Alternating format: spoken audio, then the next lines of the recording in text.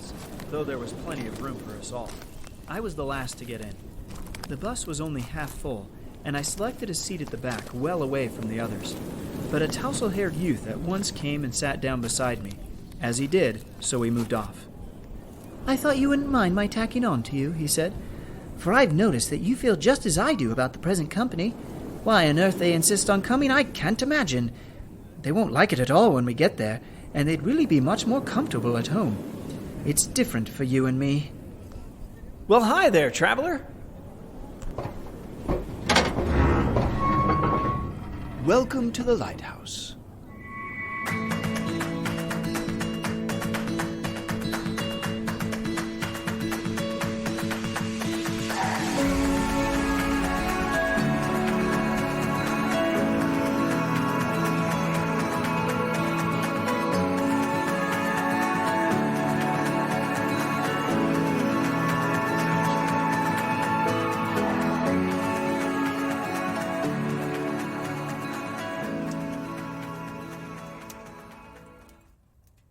All aboard!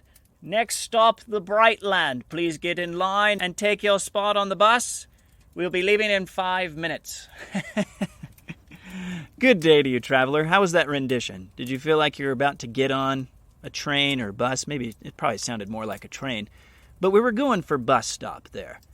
But pleasure to have you back in this awesome library. Now, what is your experience with bus trips, traveler? Have you been on some long ones before? And maybe met some interesting people along the way? Have you ever been on a bus tour before? Or a guided tour? Maybe you've been to some famous landmarks and cities and seen some really cool stuff on your tour. I want you to imagine, though, traveler, as you're thinking about all these different memories, what would it be like to go on a tour of heaven? Wow, perhaps easily the greatest tour ever, with the most interesting and insightful things to see. It would be quite jaw-dropping, I imagine. Well, today, our passage comes from a story that tries to capture that idea, albeit in a fictional sense. The Lighthouse has illuminated portions from a story called The Great Divorce by writer-philosopher C.S. Lewis. Now, let's give a little bit of background to this story. The Great Divorce has nothing to do with the meaning in marriage, but everything to do with the divorce between good and bad, or the divorce between heaven and hell, you could say. It's a fictional allegory about a group of people, ghost-like in appearance, that get the opportunity to take a bus trip to a very luminous and bright land, where they meet some peculiar people, at least they're peculiar to them. And these people they meet are angelic, they're solid in appearance, as opposed to the ghost-like appearance of the people on the bus. And we learn that these ghost-like people, or ghosts as we'll call them, are from a place called the Gray Town, which is symbolic of hell in this story. And the land they get to see is heaven, or at least the beginning of it. These ghosts are given the chance to stay in heaven if they want, by choosing to travel to a place called the mountains, with the help of one of the solid angels. However, each one of the ghosts seems to have something holding them back, and it is fascinating, traveler, to read what each one decides to do. Now, as you approached, you heard me read about the beginning of the bus trip to heaven. The narrator noted how the other passengers fought to get on the bus, even though there was plenty of room. We heard a little bit from one passenger how he thinks the others won't like it where they're going, or it doesn't suit them. Our passage is a few chapters after that, I believe. How about you go ahead and open the book, traveler? I always love this. Awesome. Yes, we're on page 59. This is where one of the ghosts is hiding in a bush, and our narrator observes the interaction between this ghost and one of the solid angels that's trying to help it. Let's begin from there. A ghost hobbled across the clearing as quickly as it could on that uneven soil, looking over its shoulder as if it were pursued. I saw that it had been a woman, a well-dressed woman, I thought, but its shadows of finery looked ghastly in the morning light. It was making for the bushes. It could not really get in among them, the twigs and leaves were too hard, but it pressed as close up against them as it could. It seemed to believe it was hiding. A moment later I heard the sound of feet, and one of the bright people came in sight. One always noticed that sound there, for we ghosts made no noise at all. "Go away!" squealed the ghost. "Go away! Can't you see I want to be alone?" "But you need help," said the solid one. "If you have the least trace of decent feeling left," said the ghost, "you keep away. I don't want help. I want to be left alone. Do go away. You know I can't walk fast enough on these horrible spikes to get away from you. It's abominable of you to take advantage." "Oh, that?" said the spirit. "That'll soon come right. But you're going in the wrong direction. It's back there, to the mountains, you need to go. You can lean on me all the way. I can't absolutely carry you, but you need have almost no weight on your own feet, and it will hurt less at every step." "I'm not afraid of being hurt. You know that." "Then what is the matter?" "Can't you understand anything? Do you really suppose I'm going out there among all those people like this?" "But why not?" "If you can't understand, there'd be no good trying to explain it. How can I go out like this among a lot of people with real solid bodies? It's far worse than going out with nothing on would have been on Earth. Have everyone staring through me?" "Oh, I see. But we were all a bit ghostly when we first arrived, you know. That'll wear off. Just come out and try." "But they'll see me." "What does it matter if they do?" "I'd rather die." "But you've died already. There's no good trying to go back to that." The ghost made a sound something between a sob and a snarl. "I wish I'd never been born," it said.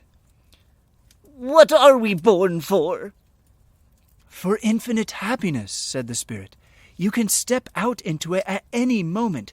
"But I tell you, they'll see me." "An hour hence and you will not care. A day hence and you will laugh at it. Don't you remember on Earth there were things too hot to touch with your finger, but you could drink them all right? Shame is like that. If you will accept it, if you will drink the cup to the bottom, you will find it very nourishing. But try to do anything else with it, and it scalds." You really mean," said the ghost, and then paused. My suspense was strained up to the height. I felt that my own destiny hung on her reply. I could have fallen at her feet and begged her to yield. "Yes," said the spirit, "come and try." Almost I thought the ghost had obeyed. Certainly it had moved, but suddenly it cried out, "No! I can't, I tell you I can't. For a moment while you were talking, I almost thought... But when it comes to the point, you have no right to ask me to do a thing like that. It's disgusting. I should never forgive myself if I did. Never, never, and it's not fair. They ought to have warned us. I'd never have come. And now, please, please go away." "Friend," said the spirit, "could you only for a moment fix your mind on something not yourself?" "I've already given you my answer," said the ghost, coldly but still tearful. "Then one expedient remains," said the spirit, and to my great surprise, he set a horn to his lips and blew. And that concludes our passage for today, traveler. What an interesting interaction we just read. And there is so much to take in and analyze in just that little interaction. But let's pick out just a few principles here. Some things I find interesting are that the ghost is afraid to come out of the bushes. Now, the ghost is afraid to come out of the bushes because she's afraid that the other solid or bright spirits will see that she is transparent. This seems to be shameful for her. She's embarrassed by it and afraid of being judged, even though the bright spirit tries to reassure her that it's fine, that the other bright spirits don't care. This is part of the process, and they just want her to try and come to the mountains, and it'll be all right. As the bright spirit notes later, this ghost's shame for her inability, lack of capacity, her looks, and whatever else is holding her back. It's shame. She wants to hide and doesn't want anyone to see who she truly is. The bright spirit tries to tell her to accept the shame and move on despite of it, and she will overcome those feelings. But the ghost recoils. She feels she cannot let people know how she truly is or what she truly is because she will be rejected. So the shame remains. And shame, traveler, it wants to hide. Have you ever felt like this ghost before, traveler? I know I have. It's very hard, so difficult to overcome. We feel inadequate in certain situations. We feel like we're not enough. We're too inexperienced or too lackluster in our talents that we shrink and want to hide instead of trying or moving forward.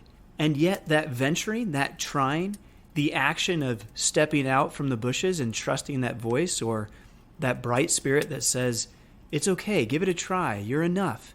Step out of your zone of safety and see the growth that will come. That is what we need. It's so hard to do. And I'm sure we can both name some experiences where we wished we would have been more courageous in accepting something or in taking action. And I'm sure there's other experiences where we definitely were courageous and we saw the growth that happened, even if our expectation was a little different from the outcome. Now here's something else that I find quite interesting. The ghost says she can't walk on the spiky grass, that it hurts.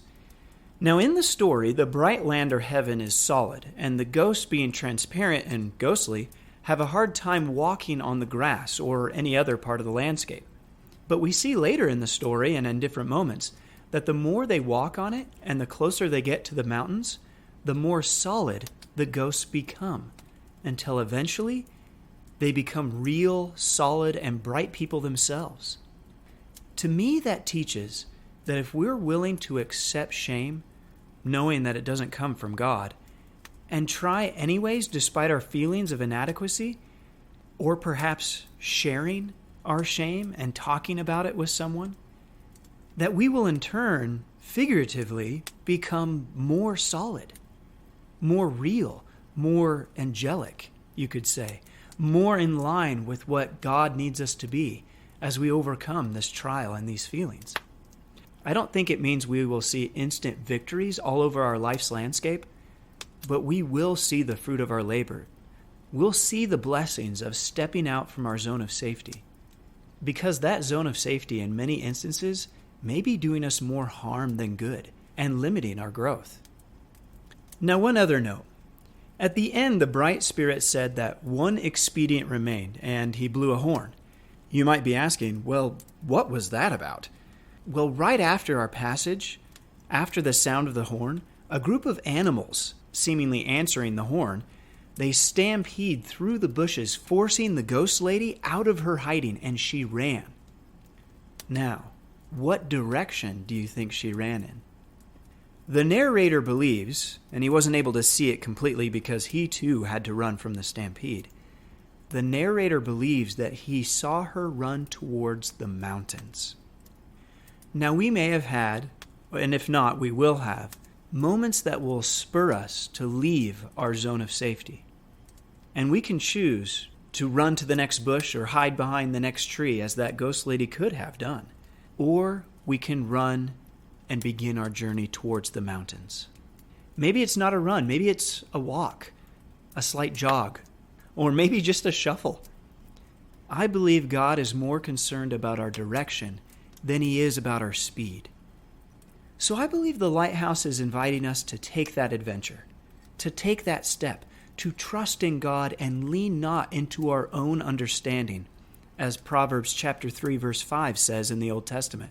Or we could say it this way: trust in the Lord with all thine heart, and lean not into your shame, but share it and act in spite of it.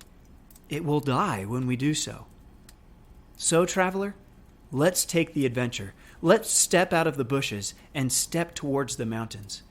It might hurt a little bit at first as we get accustomed to walking in this new solid land, but it will for sure be worth it. But it's okay, traveler, if it takes time. Yes, of course it will be worth it, but we'll have to face some fear. And it can be really hard to do that. So very hard. But yes, in the end, as we face that fear, it will be completely worth it. So let's give it a try, traveler. You and I, we can do it. We can make it to the mountains. Farewell, traveler. Until next time.